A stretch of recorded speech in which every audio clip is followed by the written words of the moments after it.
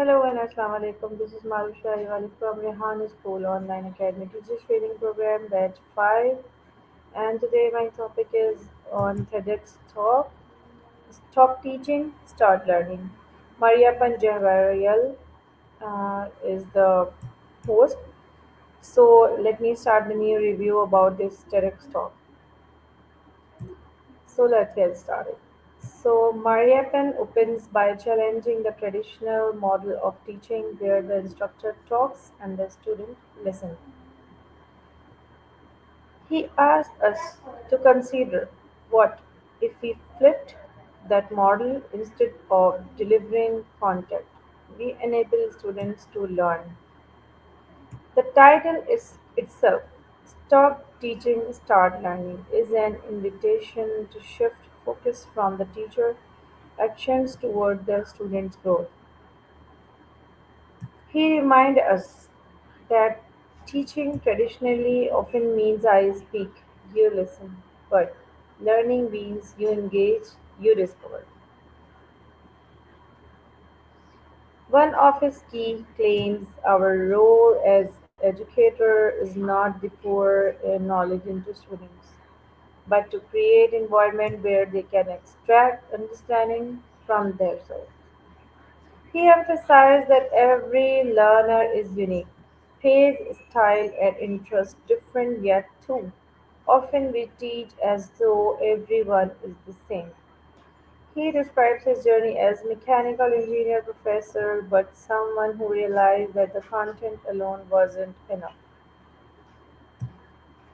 He introduced the idea of hands-on guided discovery, letting students thinker make mistakes as question reflect. In that approach, mistakes become not failure but opportunities for deeper learning. Mariappan points out that when students are simply passive recipients, they are at risk of forgetting, disengaging, or never truly owning the material. He contrasts that with students who build things, ask why, experiment, and then ask what if. He reminds us educators don't aim just for correct answers, aim for students to understand what the answer is correct. He discussed outreach programs like robotic education initiative to show that when students drive through their learning enthusiasm soars. He also notes that empowerment matters, giving students real problems, real tools, real agencies. He argues that in the modern world, the skills of problem solving, creativity, collaboration matter as much or more than memorized facts. The teacher's role morphs from stage on stage to guide on this side. He says, when we lecture for long periods, we often assume everyone is listening. Everyone can absorb at that time, read, everyone understands equally. Assumptions that don't hold. He criticized one size fits all content delivery, observing that some students will fall behind, some will be bored. He invites us to move toward flexible student-centered models, small groups, peer collaboration, self-paced project. He underscored that technology can help, but technology alone isn't the solution. The mindset must change. He shares concrete student building robots, failing at first, then iterating and improving, and in that process, deeply learning, engineering, design thinking, perseverances. He asked, why not let a student ask the question first, then seek the answer rather than always having the teacher frame the question and answer upfront. He highlighted curiosity in engine of learning. If the students are curious, they will engage more deeply. He notes educators must spark the curiosity by posing meaningful problems, by connecting to students, lived experiences. He draw attention to the difference between covering content, which many teachers feel pressure to do, and ensuring understanding. He reminded jumping ahead before securing basic is like building a house on unstable foundation.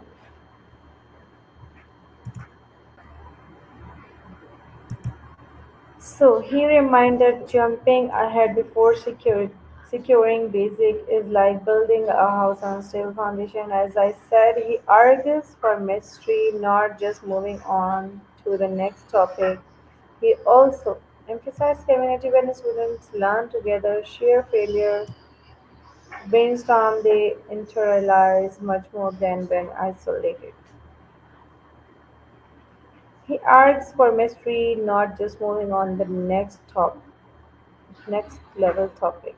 He shows that the traditional lecture models put students at arm's length, but the guided discovery model invites them in.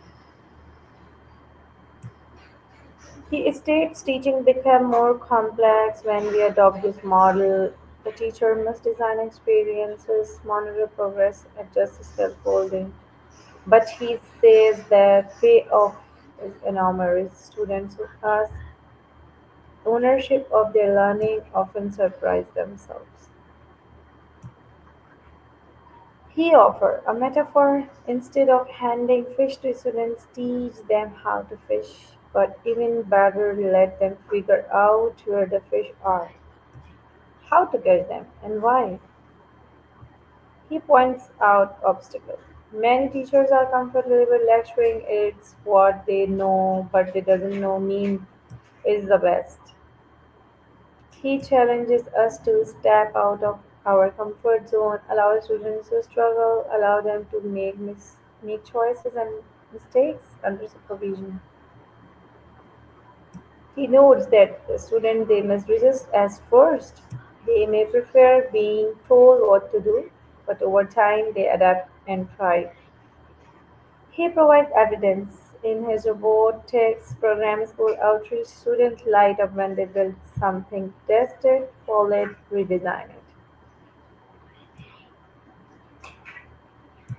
He connects to lifelong learning. Students who learn how to learn will be better prepared for a changing future. He says, in a world where facts are at our fingertips via internet, etc., the ability to ask the question, find the right resources, cultivate illiterate is key. He encourages teachers to monitor less the how many lectures I gave and how many deep engaged learning moments occurred. He emphasizes assessment matters not just multi choice tests but projects, portfolios, reflection, students' driving tasks. He advocates shifting from teacher say, student does to student explore, teacher supports. He invites us to think as we are creating learners or just teaching content. He highlights that education is more than knowledge transfer, it's preparation for life as a reflective, creative, resilient person. He wants that if we keep teaching the old way, we risk training students for a world that no longer exists. He described how he changed his own courses, less talking, more facilitation, more design build test cycle. He mentioned that in the class the mistakes are not punishable, they are celebrated as sign of genuine inquiry. Healing that this is to confidence. When students safely experiment, they gain confidence in their ability to learn. He says a good teacher is often invisible when the students do the work. Teacher fades into the background, guiding where needed. He remarks, the educator ego should step aside. The goal isn't to show how much the teacher knows, but to show how much the student can learn. He shares when students lead unexpectedly, creative emerges solution where teachers did not anticipate. He notes that the teacher need to observe, diagnose, careful like a coach, not like a lecturer. He stresses the physical environment matters, spaces where team can build, fair, illustrate, display work. He underlined that in such environment, peer learning blossoms, students teach each other, debate ideas, and refine together. He pointed out that the shift requires rethinking scheduling, classroom layout, assessment culture. He said teacher must become comfortable with uncertainty because school learning is messy, not entirely predictable. He acknowledged constraints, standardized curriculum, tests, large class size, but he argues we must push boundaries away. He encourages incremental change, even small adjustment, pair pouring, group projects, student choice can make big difference. He reminds teacher talk less, listen more, ask more open-ended questions, provide fewer answers. He suggests giving a student scaffolding support early on, they gradually remove it so they can become self-sufficient. He emphasized reflection after a project, get students to talk about what worked, what didn't, what they have to do next time. So he pointed to the emotional side, student drive, pride, and ownership of work they created themselves.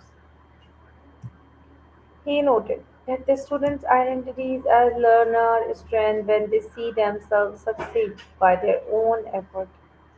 He said when you teach only you may end up being the smartest person in the room, but is that what students need? He purposes let the room be where learner become the smartest person in that space. He suggests that education model lifelong learning themselves saying, I don't know, let's figure it out together, it's powerful. He mentioned that this shift can transform teacher-student relationship for her article to collaborate. He offered the vision, school as a place of inquiry, creativity, iteration, not just lecture halls. He says for the students to be prepared for the unknown, they must practice dealing with complexity and failure. He explained that building these skills is more important than memorizing formulas or facts. He argues that the reward system to needs revolution, not just correct answer, but process illustration improvement. He proposes using portfolios, reviews, self-assessment, plus teacher feedback. He notes that the students engage deeply, they become curious beyond the curriculum. They ask, why do this matter? How can I use this? What if I change this variable? He describes how as it robotic outreach many students who never considered engineering become passionate, creative contributors. He connects learning to empowerment. Students who build, test, improve, feel capable, will build motivation and self-efficiency. He points out when we teach in old ways, we have send a message you are only passively resistant and that limit growth. He emphasized education must be inclusive. We must design experience so all learners, regardless of our starting point, can engage and succeed. He warned against assuming all students will get it from 40 minutes lecture. This is assumption abundant way learns. He encouraged teachers to design tasks with multiple entry points, scaffolded support, peer collaboration choice. He described using robotics, design challenges, cross-discipline work as vehicle to engage and integrate learning across traditional soil subjects.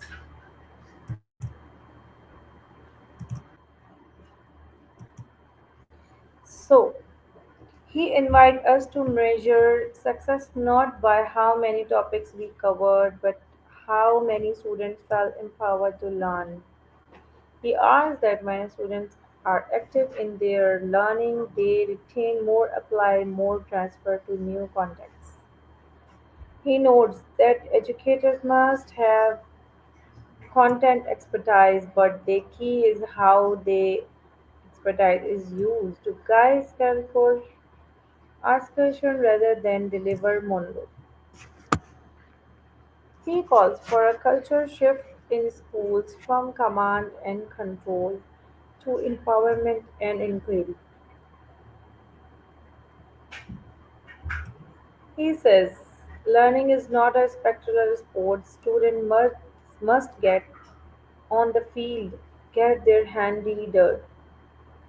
He highlights that the model aligns with how innovation and problem happen in the real world.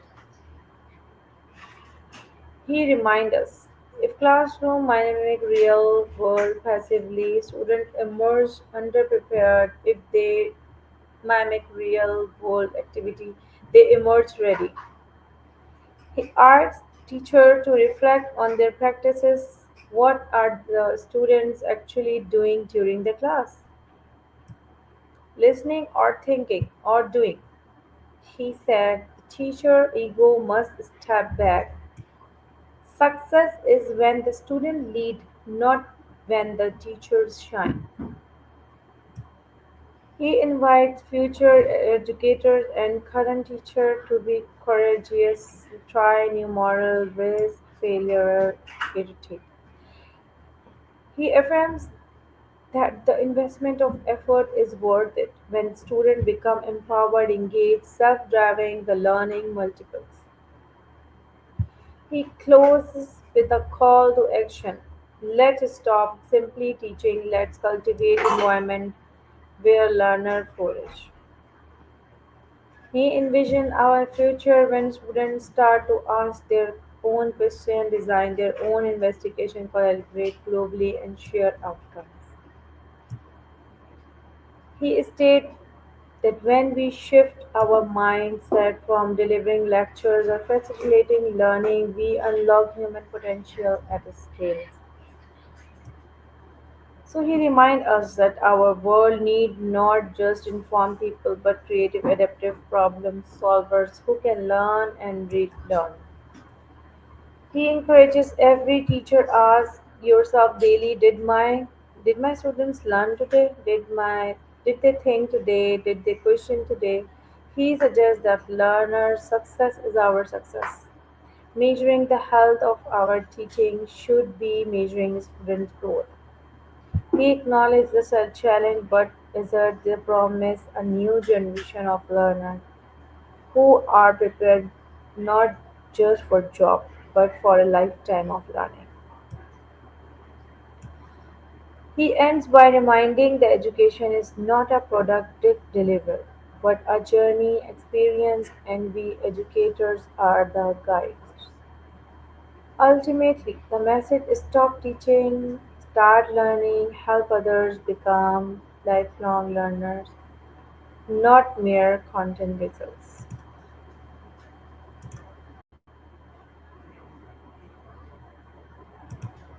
So the moral of TEDx Talk is Stop Teaching, Start Learning by Mariappan Jawaharial is true education is not about transferring knowledge by inspiring curiosity. Teachers should guide students to think, to question, and discover on their own world. Failure experimentations are essential part of real learning. Empowering students create lifelong self-motivated learners. So when we stop teaching and start facilitating learning, we unlock true potential. Ultimately, the message is the same: stop teaching, start learning, and help others become lifelong learners. not mere content vessels. So, this is my review on the TEDx Talk. I hope you enjoy this conversation bit of our TEDx Talk and you like it. So, we will meet in next TEDx Talk, net reviews. Until take care. Allah Hafiz.